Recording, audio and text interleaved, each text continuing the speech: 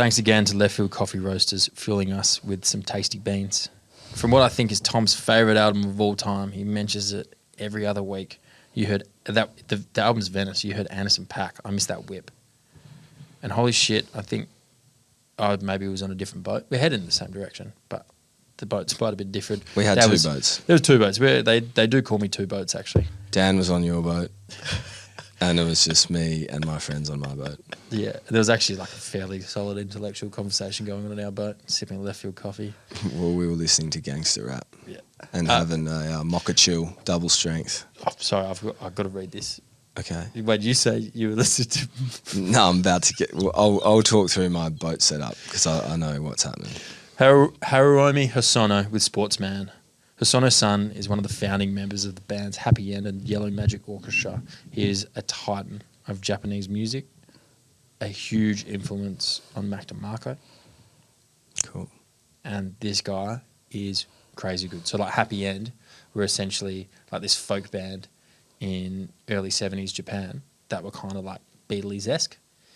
And then as the introduction of, no, probably 60s, sorry, and as the introduction of more electronic music or electronic musical instruments, looping, synthesizers, drum pads and stuff, he's then created a band with some other titans of Japanese music, and they were called Yellow Magic Orchestra. And it's kind of like where a lot of funky, housey stuff developed from as well, and has some roots in Chicago house and Detroit house and stuff like that. Man, your music knowledge is only matched by the one and only Nick Foley. As far as I know, man, you're talking about some stuff I can hardly understand. That's how far your mind goes with music, man. It's so nice to sit across from you because it's impressive. Thank you. And the whole, Matt showed me this thing. What was that thing? It's like music genealogy, or it's like etymology. It's like got this... musicmap.com. Music map. It's in it. You explain, sorry, Tom. Well, no, it's just exactly that. It was like a way to graphically represent the way that music's evolved and different genres and subgenres evolving into different other things, and then the sort of influences that all merged into what contemporary music is, and all the sort of change throughout it. And we had discussed a very profound sort of topic of like, you don't know what you don't know. Yeah. And that's exactly how I feel when you're talking about music, 'cause it's like, okay, in the 70s, Japanese, you know, this band and that band, and Michael Tellinger came in, and it's like, oh, okay, wow, so thank you. Yeah, no, like it's really crazy how much I get into it. I think that's maybe a little bit nuts, but it's really crazy how like the time of illicit substances became more readily available, female contraception became more readily available and accessible for women, and electronic musical instruments became more readily available all at the same time in history. And then that's how we have some of the best, most beautiful music in the world. Like everyone's coming out of post-war depression, and it's just like actually technology is just rapidly increasing. And that, in turn, created some of the most beautiful music. Like, it's like pinpointed to areas in the world. See, I've just never really I know, thought about that deeply, and how the added social context of all these different factors. And, you know, it's beautiful you think that way, bro. Musicmap.com.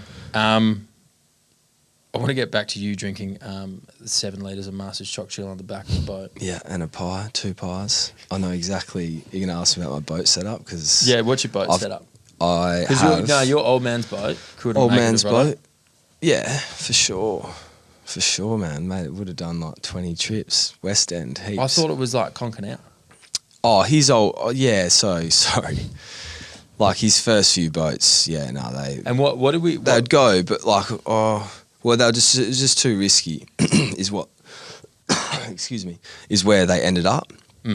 Is that it's like, you can't have your kids swimming in, holding the bow, like if you're in the middle of the ocean, or getting rescued with your kids is not really something that's desirable.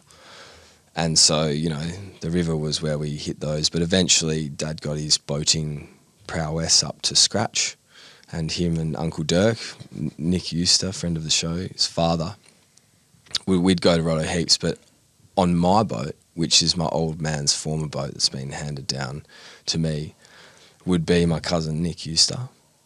And he's like pretty much my best friend and my brother, because we're like first cousins, grew up on the same street.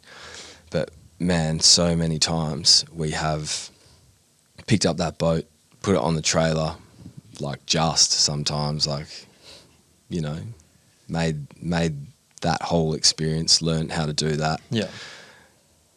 Made lots of errors heaps of times with boating. Like, it's actually kind of a fiddly mechanical thing, and that's why, like, my old man, like, he would always take us to do it and show us how to do it. But until you're actually operating it yourself, like a big machine, you're like, oh, this is too heavy to just lift back on the trailer. I need to get this right. Like, it's a thing.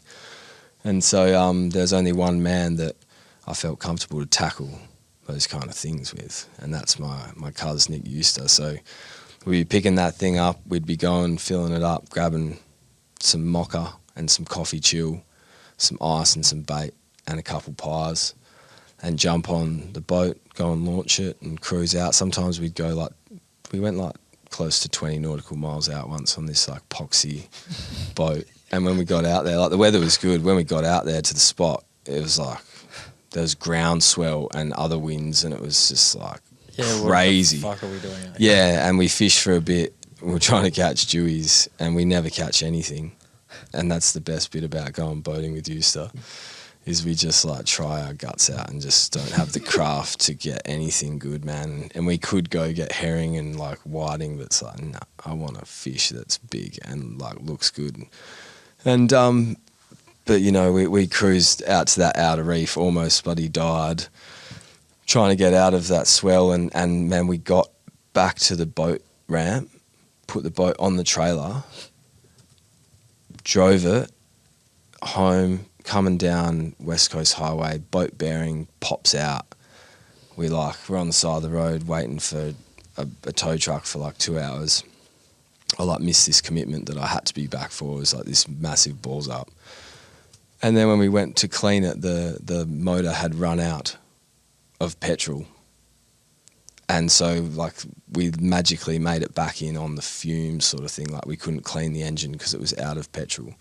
So we'd like narrowly missed some real bad disaster. But he's on my boat. And the swell's kind of like taking you in. Nah, so it was like obviously on the way back, but it was more just spoke to how close we tried to push it to the limit, like we always do. And it's so much fun. So yeah, I reckon I'd like to take you to the boat with my cousin Euster, if that's all right. But before I do, I want to ask you, who's on your boat other than Dan?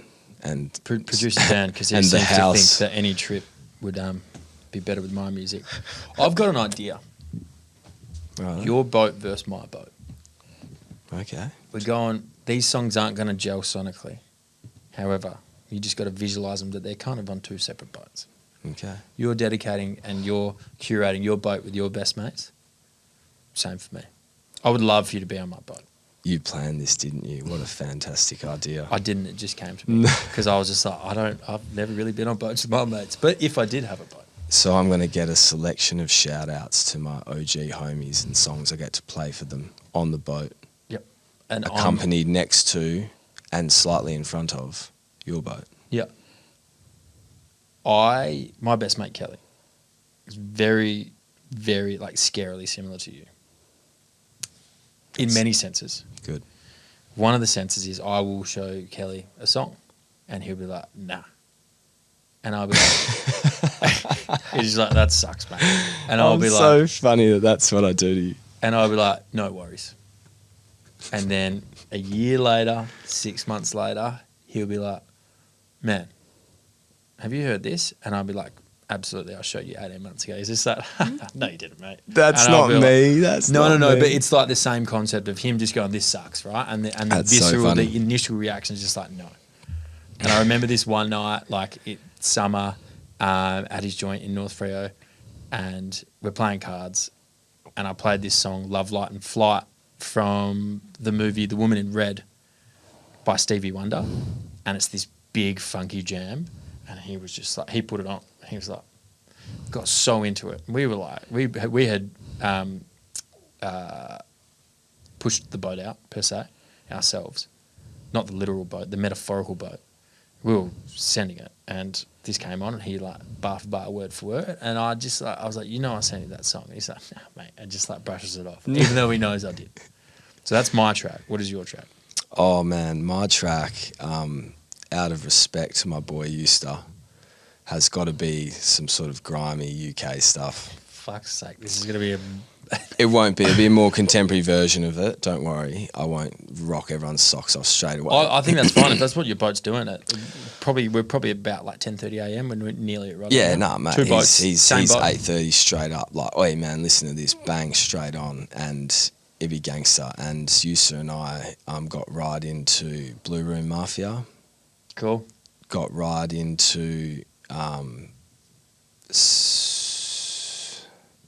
JPEG. Oh man. JPEG Mafia. No man, it's Nokia Mansion.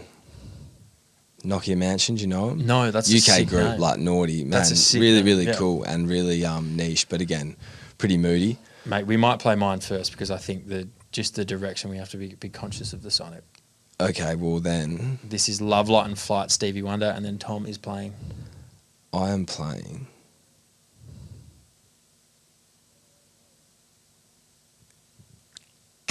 Come on, mate. Fuck, I can't find it, man. Mate, we'll play Where the mine. fuck and is it? You'll find it in the break. Guys, this is Love, Light and Flight by Stevie Wonder from the film The Woman in Red. Imagine Kelly dancing, not knowing someone else sent it to him. We'll be right back.